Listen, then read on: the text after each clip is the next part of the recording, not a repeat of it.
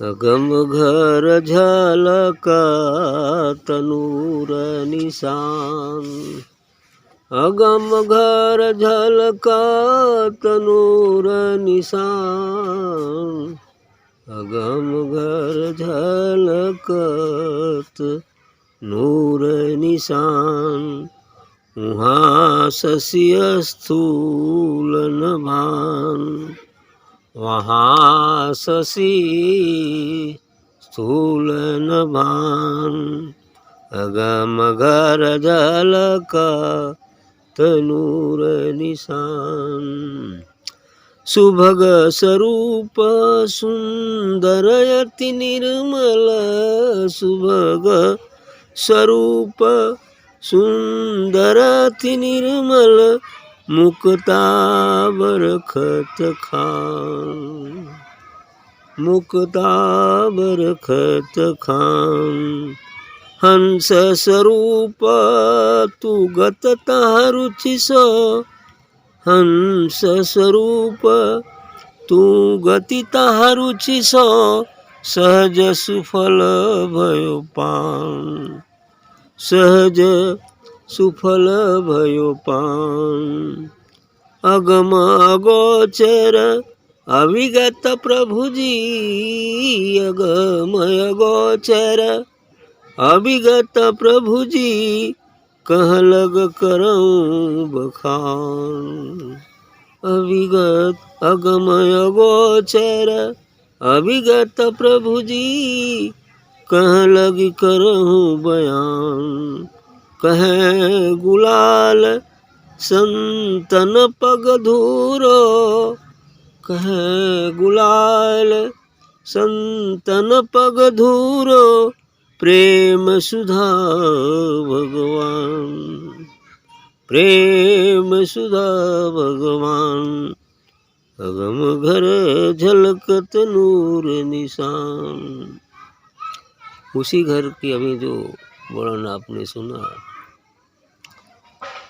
और जो बुल्ले शाह का था ये भी उसी घर की वर्णन करते। जो उस घर पहुंच जाता तो सब उसी घर का वर्णन। क्योंकि परमात्मा एक है, ईश्वर एक है, मालिक एक है, तत्व एक है। तो जो एक को जानता है तो एक ही हो जाता है और एक का ही वर्णन करता है। अपने अपने भाषा में, अपने अपने लय में, अपने अपने शब्दों में कुछ संकेत करता है। वर्णन तो उसका हो नहीं सकता इसलिए कि वो वर्णातीत है, लेकिन कुछ एक शब्दों में बांध कर संकेत किया जाता है। इसलिए करें कि अगम घर झलकत नूर निशान।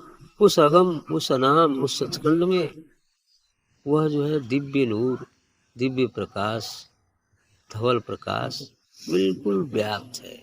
आठ जहाँ शशि स्थूल नवान, वहाँ ये चंद्रमा और सूर्य स्थूल रूप से तो नहीं है जैसा कि इस आकाश में दिखते हैं। ऐसा स्थूल रूप में तो वहाँ दिखाई नहीं देते। लेकिन पूर्णिमा का चांद और पूर्ण सूर्य जब उदित होता है तो ऐसे पता नहीं कितने वहाँ सूर्य, कोटि सूर्य संप्रभा कहा गया। करोड़ों सूर्य, करोड़ों चंद्रमा पूर्णिमा का एक साथ उदित होकर जितना प्रकाश कर सकते हैं वैसा, उससे भी अधिक कुछ है। लेकिन वहाँ ये सूर्य चंद्रमा है नहीं।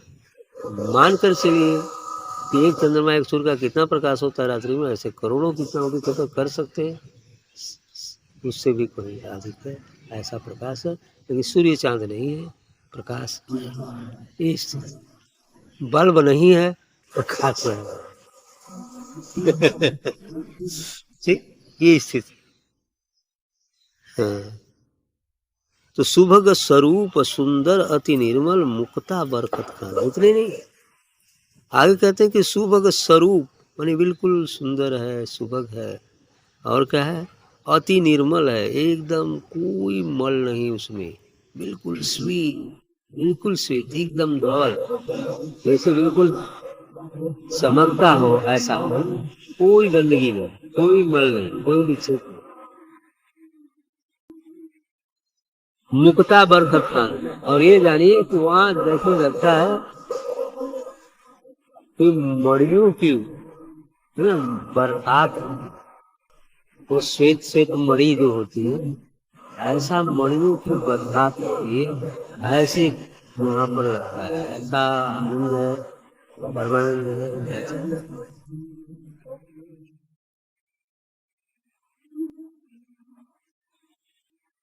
बरकत खान, हंस स्वरूप तुगत कहाँ रुचि सो, सहज सुफल व्यापार। और जो हंस हो जाते हैं, यानी काग से जो हंस बन जाते हैं, यानी जीवात्मा से जो आत्मा बन जाती है, वही वहां जाकर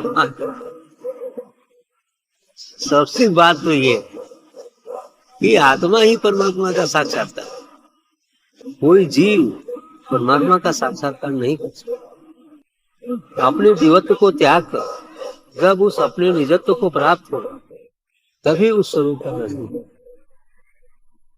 इसीलिए कहा जाता है कि वह स्वयं अपने को जानता है, तो कोई नहीं जानता।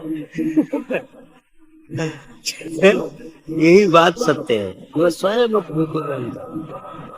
तो अपने को जानने के लिए पहले हमें उस रूप में जाना पड़ेगा, और वो माध्यम है ज्ञान साधना सत्संग। क्योंकि बिन सत्संग विवेक न हो, राम कृपा बिन सुलभ न हुई, बिना सत्संग के विवेक नहीं होता है।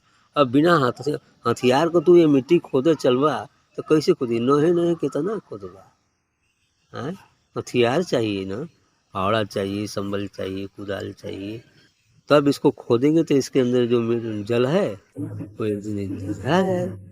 तो बिना हथियार का खोदे चला तो कैसे खोदा, नहीं खोदा। तो हथियार तो सदगुरु देता है, वो दान देते हैं, समय जो गलत करते हैं वही कुदाल फावड़ा है। जो हमारे हृदय पटल पर पड़े तीनों जन्मों के संस्कारों और तीनों शरीरों को नष्ट कर, तब हम अपने निज स्वरूप को प्राप्त, तब हमें जल दिखलाई देगा और हमारी प्यास मिटेगी, तब हमारा निज स्वरूप का बोध होगा और हमें शांति प्राप्त होगी। और फिर उसके बोध के बाद हम उस अगम अनाम का भी बोध कर सकते।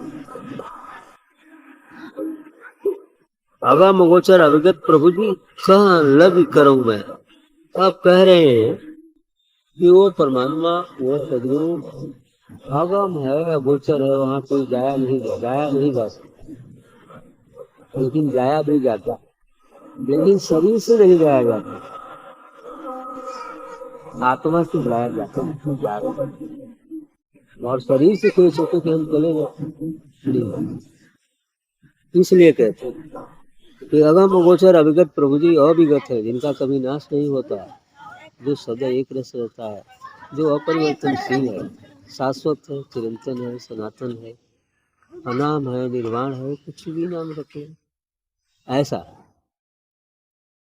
तो अविगत प्रभु जी कहाँ लगी करो बखान, तो कह रहे कि अब मैं कहाँ तक बखान करूं, क्योंकि वो बखान से परे है ना, वह वर्णातीत है, उसका वर्णन नहीं किया जा सकता।